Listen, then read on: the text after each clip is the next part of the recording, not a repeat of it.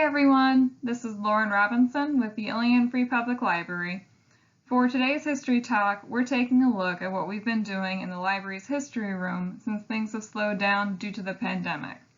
Aside from making arrangements to accommodate social distancing and local regulations, we've been working on a lot of collections maintenance stuff and catching up on a few projects that have been on the back burner for a while. One of those tasks included going through and making a new collection available in our history room called the Cornelia Seamans collection. So today I'm going to show you guys some of the highlights from this collection and also give you a sneak peek into some of the work our historians do.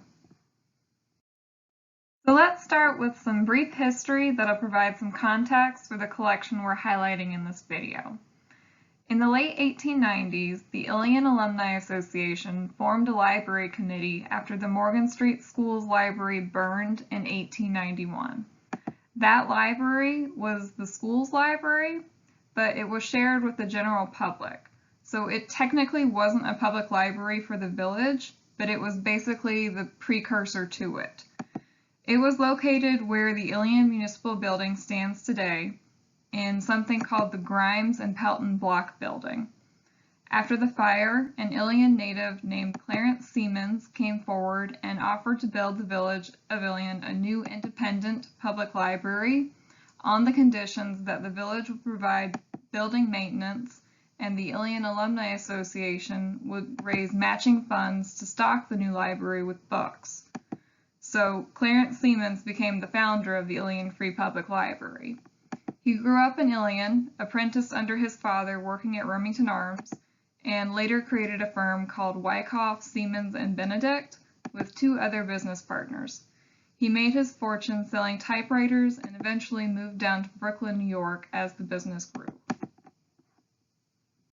His sister was Mary Cornelia Seamans. She went by the name Cornelia and was often nicknamed Nellie. We don't have a picture of her to show you, but we found her signature.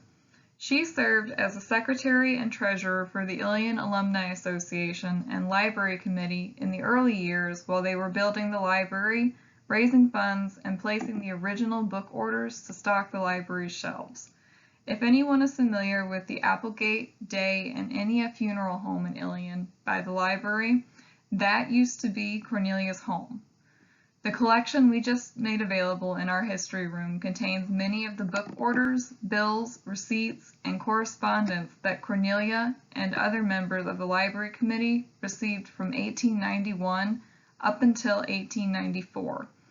And as a whole, the collection kind of documents the financial and physical establishment of the Ilion Free Public Library before and after it officially opened in 1893. So for the first part of this video, I want to walk you guys through the work we do as historians to process a new collection or donation and make it available for the public. Then I want to show you some of the cool stuff we found in this collection in particular. Here's an image of what the collection looked like when we pulled it out of storage.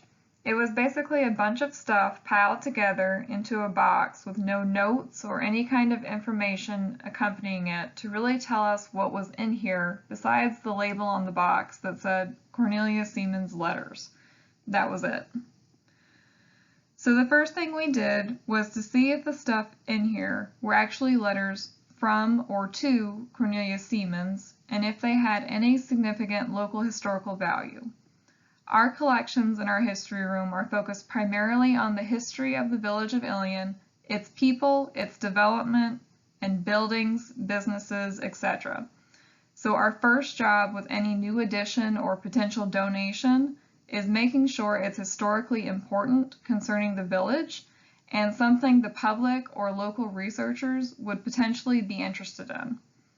We also look for stuff like mold and pests, and rusty paper clips and dried out rubber bands, things we don't want mixed in with our other collections we have upstairs, and things we don't want the public exposed to, because who wants to deal with mold?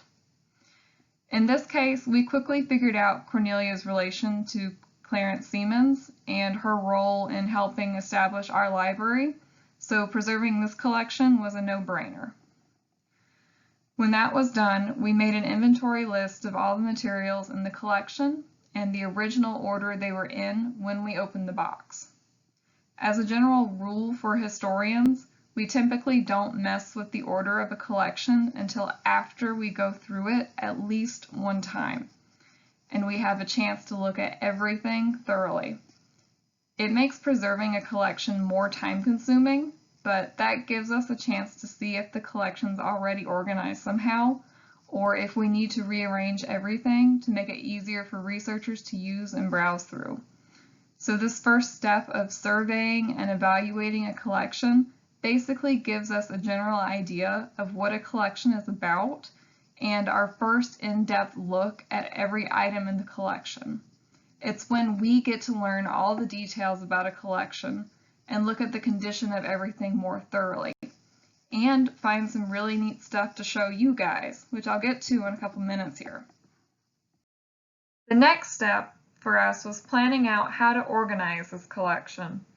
This is the part where we look at all the pieces of the puzzle and figure out the best way to organize a collection so that a staff member can quickly find something, or a researcher that may know absolutely nothing about this collection can easily browse through it and quickly get a sense of what's there. If there was anything here with bad condition issues, this would be the part where we would start pulling items and treating them too, but we didn't have anything to worry about this time. With this collection, we ended up grouping like items together, such as letters and correspondence, freight stubs and receipts, book orders, lists, and invoice statements. Then we organized each one of these new categories chronologically by the dates or postmark dates on the items, creating a clear timeline of events documented by the collection. Aside from some dust and dirt from lying in a box for who knows how long, the only bad thing we found here were some old straight pin hinges, which actually weren't rusty at all and still functioned perfectly fine as page fasteners.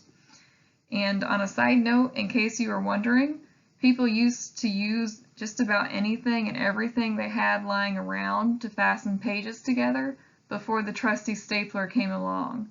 So string, ribbons, straight nails, and pins or sewing needles were common things you can find in old historical collections.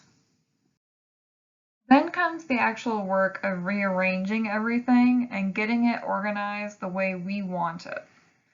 These are some photos we took during the sorting process as we went through everything the second time and started sorting things into folders for each of our new categories. We used the first inventory list we made as a basic roadmap to pull and separate all the categories we made, and then got each pile organized chronologically. Another important reason we make that first inventory list is so that if we change our minds about how to organize a collection, we can basically undo our work and start over if we need to. The end result is a neatly organized collection in nice labeled folders that just needs a finding aid still, which is the next thing we do.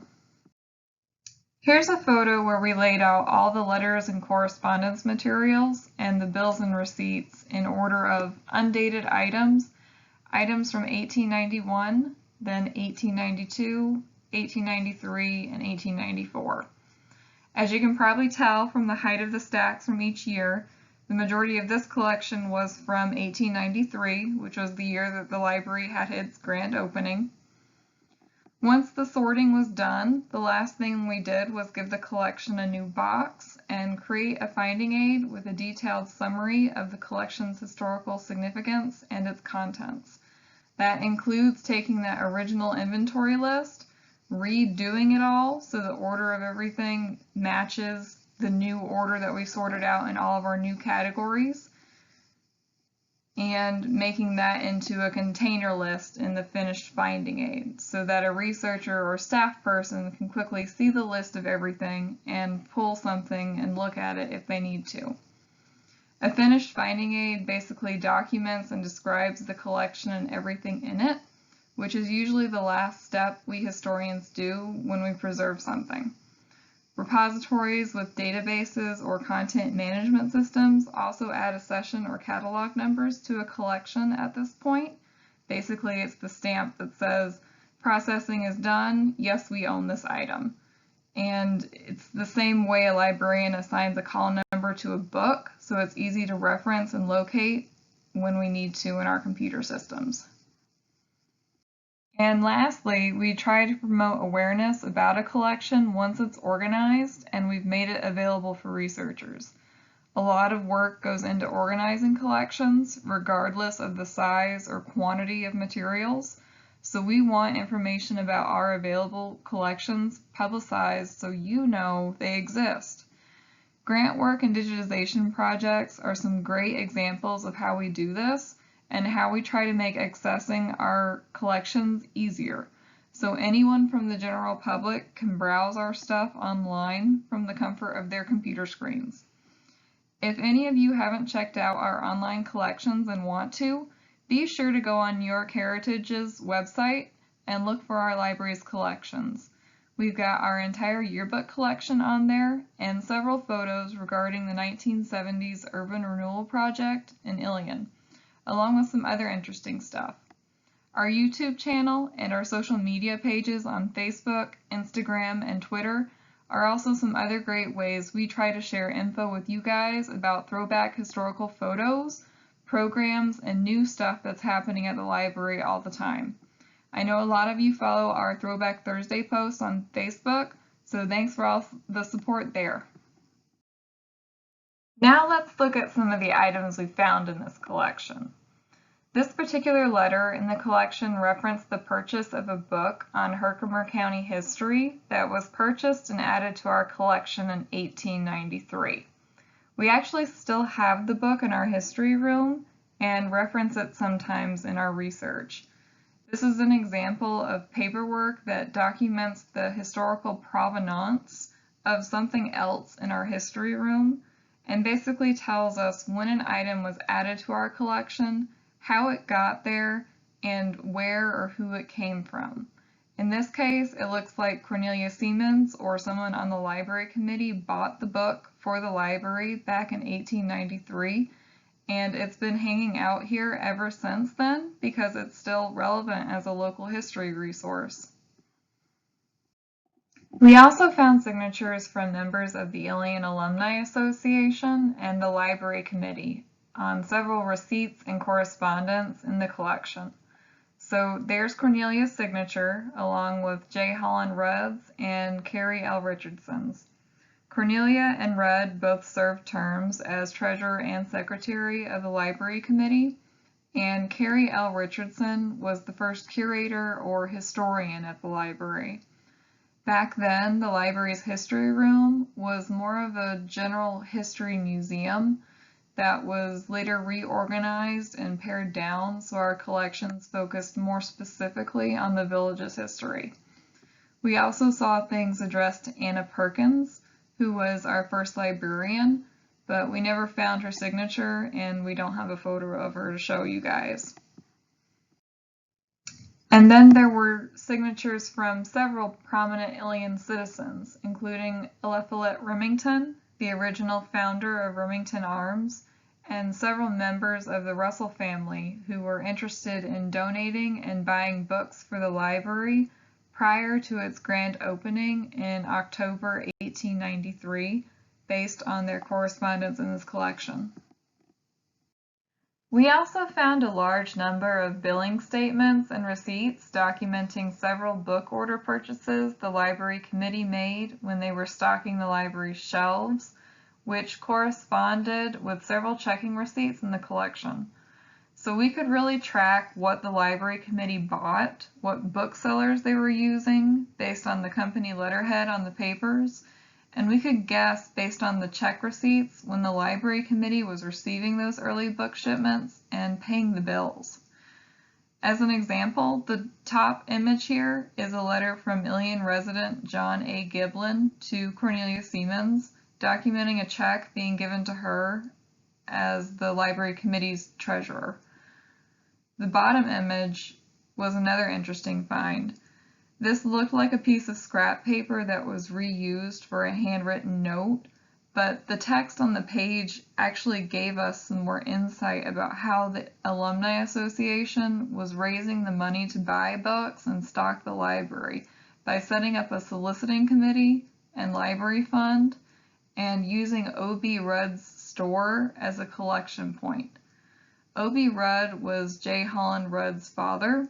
He owned a watch and jewelry shop on East Main Street back in the late 1800s. We also found out from this piece of paper that Seward Hakes from the Ilion Alumni Association was part of that soliciting committee, along with Carrie Richardson's brother, Arlie D. Richardson. We also found some examples of letterhead from local businesses in Ilion during the 1890s. So there's O.B. Rudd's shop at the top with his signature, and then the library bureau that operated out of Ilion and Herkimer, and D.A. Weber, who owned a small grocery or creamery business. If anyone is familiar with Weber Ave by the high school, that street is named after the Weber family, who had a family farm in that area of the village. And lastly, here are some examples of the business letterhead from some booksellers the library committee ordered books from, and an old subscription for the New York Times, just to give you all a sense of the correspondence and networking that was going on as the library was being stocked and getting ready for its grand opening. That's reflected in the collection. All right, so before I wrap things up here, I also want to give everyone an update on some other collections care and maintenance work we've been doing in our history room since the start of the pandemic. Of course, we're curating our own collection, documenting the pandemic and its local influence in the village. We've gathered some oral history interviews that have been a nice addition to the collection, and we'll continue to curate and add to that collection as the pandemic and its after effects continue. We've also been working on updating all of our collection finding aids, weeding out some duplicate items from the collections, and relocating some materials to a newly renovated annex storage space. And that's really been an effort to pare down the collection and relocate some stuff that's not accessed frequently, in order to create some more storage space upstairs for collections growth and make accessing our more popular collections easier for us and for you. And then we also got a new digital microfilm reader for our history room as well, which has just made accessing our newspaper collection on microfilm easier for our staff to reference and access than our old microfilm machine that had gotten kind of finicky to use over the years. So on that note, thanks for listening today. Don't forget to follow us on social media and go check out our digital collections on New York Heritage. Like, share, and subscribe, and we'll see you all again on the next video. Bye guys!